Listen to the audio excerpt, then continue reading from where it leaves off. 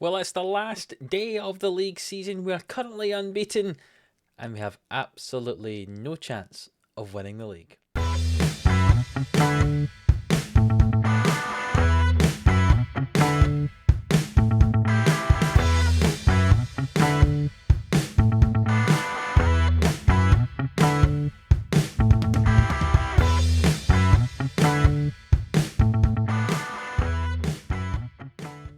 Yes, hello, welcome into Livestreams Sports here for another episode of Glory Hunter on Football Manager 22 here with Monaco. If you're new around here, hit that subscribe button so you don't miss an episode. We're just at the end of this season, but we will have a new season starting in the next episode, so you want to subscribe so you don't miss a thing. If you missed the last episode, go and check it out. We played against Manchester United in the quarterfinals of the Champions League.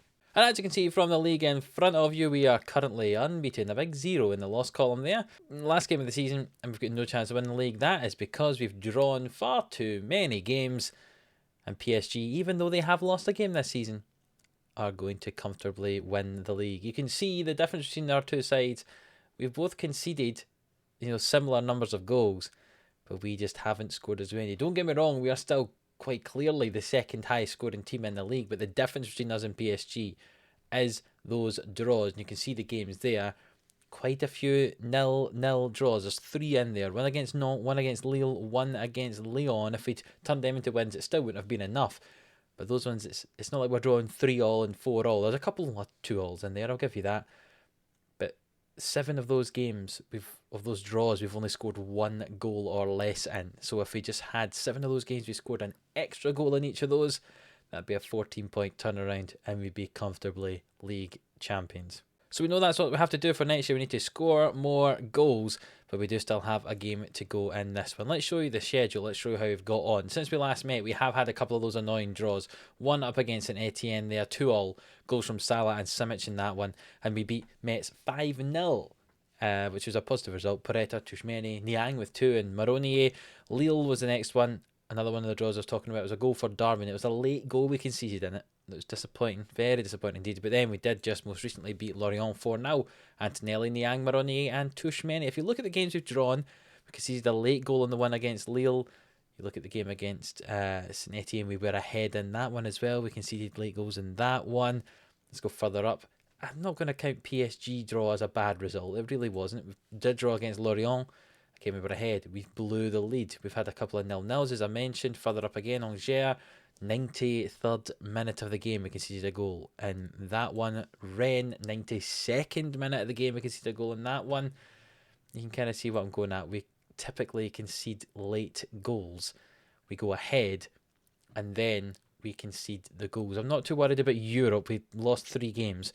All of them against Man United, and we've lost in penalties in the Cup. But apart from those 4 defeats, 3 of them being against Man United, 1 being on penalties, we haven't lost a game. And we've just drawn games by conceding late goals, and that has just destroyed our season, unfortunately, which is very frustrating indeed. We do have one more game, though, against Rennes to finish the season. Let's see if we can finish with a win. See if we can finish unbeaten. It'll still be a pretty impressive feat to be unbeaten. I would be above 80 points if we do that, which is not bad playing 34 games. That average number of points is over 2 points a game if we're doing that. And yeah, we couldn't compete with PSG there. They've won 28 of 33 so far. They're a pretty good side. I think we knew that before we started, that they're a pretty good side. It's going to be tricky to topple them. You can see they've won the league the last 4 years. They're going to make it 5 after this season. It's going to be quite hard to topple them, I must say. So we're going to change things up a little bit. Not a huge amount, just a little bit to see if we can get more goals. We're going to put Mo Salah up front. Maronier, Simic, the 2 of them are kind of struggling. Maronier scored a couple of games recently, but they're kind of struggling for goals. So let's see if by putting Salah up front, that helps, because we're going to keep playing Niang in that right midfield position, because he has been outstanding since he arrived here in January. 12 goals he scored, and he's only been here since the January transfer window. If we had him the whole season, he'd have similar numbers to what Salah has there as well. Between Salah and Niang, we know where our goals come from. It's that attacking right midfield position. So the team, Cobble in goal, Darwin, Tuck, Jensen and Christensen. That could be the back 4 of the next 5-10 years if they perform well and develop as expected. Very young. The oldest being Christensen, who's 26 now, but Jensen is only 21 years of age. Darwin's 22 years of age, and Tuck there as well is 19, maybe just turned 20. So that could be a very exciting young defence for the future. Thielman just in front of them, 23, again youthful. Antonelli in midfield as well, 22, youthful. Tushmeni is the more experienced midfielder at 29. And then we could have Niang on the right hand side, he's 22. Paretta on the left, he's 21. And the young striker Moroni, if he keeps performing. We've got a very youthful side. I think the main change we've got to do is a goalkeeper, possibly, though we've had a good defensive record this year. He's into his 30s, could we perhaps improve there? If we can, that'd be useful. But certainly I think another attacking option possibly. Maybe backup midfielders for the future. Because we have Laurenti, Ward-Prowse and Bentancur who are all in their 30s on our bench. But yes, anyway, that is the team that we're going to have today. Salah playing up front. Let's see how we get on. I've kind of talked about the future. That's what this episode will be a little bit about. Think what we might have to do going into the future, into the summer, and see what we can do in that transfer window. Maybe some older names will get sold to bring in a little bit of money before they start deteriorating, and then we'll maybe bring in some other faces into the squad. I don't know what I'm going to do, but I think that's probably what it's going to be. Anyway, let's get this game up against Rem done, and let's see if we can finish the season unbeaten, which would be, it'd be pretty amazing. I'd say in my first year here at Monaco, to be unbeaten, it'd be pretty decent. A good effort, having never seen the squad before. We had quite a turnaround in the summer, and to be unbeaten, even though we haven't won the league, it'd be a good achievement. We could put the ball in. We're playing in black today, and Tushmeni has nearly tucked that in at the back post, but it was cleared away. This is the sort of game that we should dominate quite comfortably. And Salah will take this corner kick into Darwin. It's held by the goalkeeper. But yeah, an unbeaten season is not something I think I've had very often, if at all, in Football Manager. I know we've lost in Europe, but in the league, an unbeaten season. Invincibles. It'd be a nice thing to have on my resume. As Salah's in behind here, it's a good challenge, and Paretta tucks that one in. He got his 7th goal of the season. He's been a bit disappointing in terms of goal scoring, Paretta. He kind of lost his place to Rodrigo for a while out in that left-hand side. Weren't quite sure who should be the first choice. Rodrigo we have in on loan, and we also have activated his future fee clause as well, 45 million. Feels like a cheap purchasing option. Even if we don't then use him, maybe we could sell him on and make a bit of profit. But 45 million feels like a cheap deal for what he brings to the team. So we'll add him into the squad that way. We've also reduced his wages. We're currently paying £425,000 a week for Rodrigo. His new contract's going to be £250,000 a week. I wasn't wanting to pay £500,000 for someone to sit on the bench. So we've negotiated a lower wage. Niang down this right hand side here. We could get ourselves a second goal as Paretta heads it in the back. What did I say? I said Paretta hadn't scored enough, and now we scored 2 today. That is very good indeed. We see nice football there. Antonelli, Jensen rising high above the man. Niang passed it on for himself, it would appear. Back to Tushmeni, ball into the back post, and Paretta rises up above the defence. Now that's a positive thing about having people who are strikers as well as wingers, out there. They've got that kind of physicality that a typical out-and-out winger wouldn't have. And he gets above his full back and gets the goal. And that's what Niang tried there on that right-hand side as well. Very exciting, young, attacking strike force if you discount Salah in there. We've got some nice, exciting young attackers. It should be very good over the next 2 or 3 years. I don't imagine this is going to be... I never thought this was going to be a 1-year project here at Monaco. We spent, 4 seasons at Rome, and we spent 3 seasons at Villarreal. I never thought this was going to be a quick one. This is going to be one of the hardest ones to try to topple the team who are in first position. We don't have a huge amount of money. The transfer budget's £30 million for next year, so it's not a lot of money as we reach half-time, 2-0 ahead in a game we've dominated. £30 million, I say, they've said we'll have for next year. When you compare that to what PSG are able to spend, they are able to spend a lot more money. So we have to be smart with our money and try and develop a team here, as that looks like it's going to be a red card. Indeed it is. We're up against 10 men for the last 40 minutes of this game. When you go to somewhere like England, even if you end up being a kind of 5th, 6th, 7th sort of place team, there's lots of money in the league, so you'd be able to spend some money. Maybe not quite as much as like a Man City or a Chelsea, but you'll be able to spend a lot of money. Whereas in Liga 1, there's not a lot of money all in all. We are clearly the second best in terms of best team and biggest budget and stuff like that. we're second behind PSG, so we should be finishing second, and we have finished second in the league quite comfortably. But it's going to be hard to try to topple them. But that's what we'll have to do over the next couple of years. Try and develop a fairly young side that can develop together. That's my aim.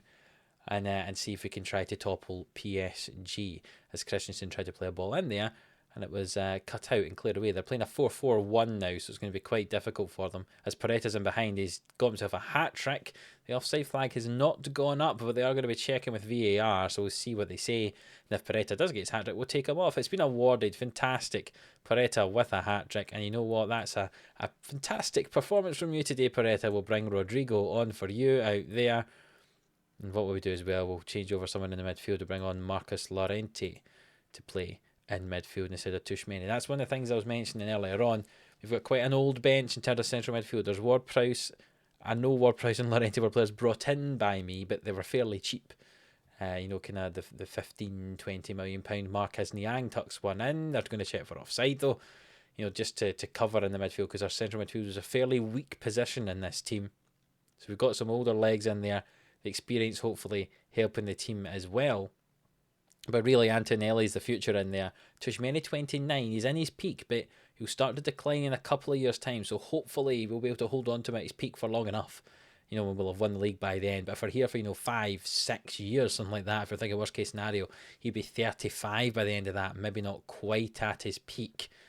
And something to think about. Do we need to bring in other central midfield players? I think we probably could do with another one in the squad, and maybe we could get rid of some of the older ones in there as well, because we could do with someone more kind of in their early to mid-20s. Good save from Cobble in the goal there. Talking about him, we've only conceded 15 goals in the league this year. I feel as if he might be a bit of a weak link in the team though. So is there somewhere we could try and sign a young goalkeeper who's highly rated? Do we sign a more older goalkeeper who's highly rated, or do we just stick with Cobble? That's a real question. As Rodrigo breaks away and the ball swung into Antonelli and is cleared away by Rem. A game we've absolutely dominated here, but I'm not really concentrating too much on the game, as you can tell. Talking about all the different things we could be doing with this team as Niang tucks in his second. He seems to have scored, I don't want to say in every game he's played, but it's very close to every game he's played. He's scored a goal. That's 22 goals, it said down there, for the season now, and he's only arrived in January. Pretty impressive stuff. He's certainly one. I feel bad because I'd like to play Salah still. Salah's still brown even though he's 36, but Niang's so good. I think he's going to be our first choice right winger this season. Paredes first choice in the left. Try and get Maronier to get his good run of form. He had some bits of form that was really good this season, and sometimes he wasn't scoring goals at all. So if we can try and get Maronier to score some goals as well, that'd be a very exciting young front three. Two of them being French as well, which will help for the French quota. And yeah, I say it was goal scoring that was the problem, but really it was conceding late on. But really, we can't complain. We have the second best defensive record. It's just when we did concede, it was right at the end of games, and we didn't have a chance, to counter it. Lovely goal from Salah there. If it counts, they'll check for offside yet again. But when we conceded goals, it was at the end of games. We didn't have a chance to go and get another goal after that.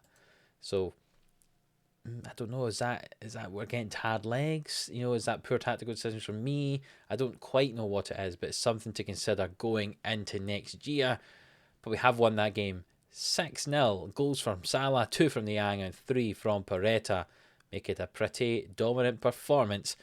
And we end the season unbeaten as PSG go out there and draw with Nantes on the last day of the season. So we're 7 points behind PSG to finish the year. If we go and look at the league table, we don't need to look at that. Let's look at stages. Let's go all the way back to the league table. You can see there, 102 goals scored from PSG, 82 from us, 14 and 15 conceded respectively. Very much the two best teams in the country. We're 15 points ahead of Marseille, who ended up coming in third. We just have to close back that 7-point gap. You can see the main difference is those draws. We're double-digit draws. Turned 4 of those draws into victories, and we've won the league this year. As we mentioned, lots of those draws came from conceding late goals. So it's just, I think, partly my fault conceding late goals. And it was whether it's because I've made tactical changes and that's not worked, or is it because I've not brought on fresh legs at the right time? That's something I'll need to consider going into next year. But I say £30 million transfer budget we've been given before we've sold some players. But I think there could be some players that could be on the way out. If we look at the squad here, Madueke is wanted by a lot of players there, Atletico Madrid included. £60 million we've got him valued at. We'll see if he goes. Rocco Simic could probably go. If we could get £50 million for him, I'd take that as well. Obviously, Demir will be going back on loan. We've got an option to buy him for £80 million. We're not going to take that up. And Sotalo has been a pretty useful player for us. Do we have an option? No, we don't have an option to pay for him. But he's been a very useful player to have in the squad. But I think we've got enough depth in that defensive position now that we should be okay. Maybe bring in another player to replace him, in the free agent market, maybe something like that. But looking at midfield, Ward-Prowse, Bentancur, Llorente. Llorente is wanted. He's worth, £10 million, and Tottenham want him. Bentancur says he's worth £58 to £69 million. If we could sell him for that, would we do that? Who's wanting him? Tottenham as well. And Ward-Prowse is another player worth about £20-30 million. I like Ward-Prowse. He can cover in a lot of positions as well. He could be quite useful. Same with Llorente, but Bentancur, if we could take £50 million for him. I know he's played well this season. He's got an average rating of 7.47. But could we use that £50 million and buy someone a bit better than Bentancur, who's at the younger end of his career as opposed to the older end? Who knows? I'm not sure. It's something to consider going into next season. I know this one's been a bit of a weird episode. The game was kind of not the important bit, though we did win 6-0. It was a good victory. It's more talking about how we're going to advance this on properly and how we're going to progress this team. It's something I'll need to do and have a look before we record the next episode. The next episode will be the start of next season. It'll probably be a transfer special, as always is the case. But if there's any interesting things that go on between now and then, we'll keep you updated with that as well. I think we've got the Nations League finals as well with Portugal. I don't think I'll show you that because it's not a trophy that's counted toward our Glory Hunter, but we'll keep you updated if we do end up winning that competition as well. And you never know. I'm not saying that I want to move, but there could be some jobs available. Colin there, no, they've got relegated from Bundesliga, so we don't really want to go there. But if we look at other jobs that could be available, the Liverpool job's fairly insecure at the moment. Do we want to go to Liverpool? Basically we've got Germany, France and England still to complete. So any jobs in those locations come available that are interesting, maybe we could go there. But yeah, Liverpool, will we go to Liverpool? I'm not sure. I think I'm fairly happy at Monaco. But you never know what might happen this summer. So there is our summary of the season. Knocked out in the quarter-final of the French Cup by Nice on penalties. That was disappointing. Knocked out in the quarter-final of the Champions League. The furthest we've got, I think, in Glory Hunter here. As Man United knocked us out in the quarter-final over 2 legs and became second, 7 points behind PSG in Ligue 1, even though we were undefeated. An Invincibles season. Our first one here in Glory Hunter. Let's see how many of them we can have between now and the end of the save. If you have enjoyed this episode, kind of end of season special and kind of me getting my thoughts out there into the YouTube universe, then please do leave a like on the video. It really does help us out. Subscribe to the channel if you haven't already. We've got a new season coming up in the next, or starting in the next episode, so what a time to subscribe so you don't miss any of the new season of Glory Hunter. And until the next one, which will be probably a transfer special, we'll see you then.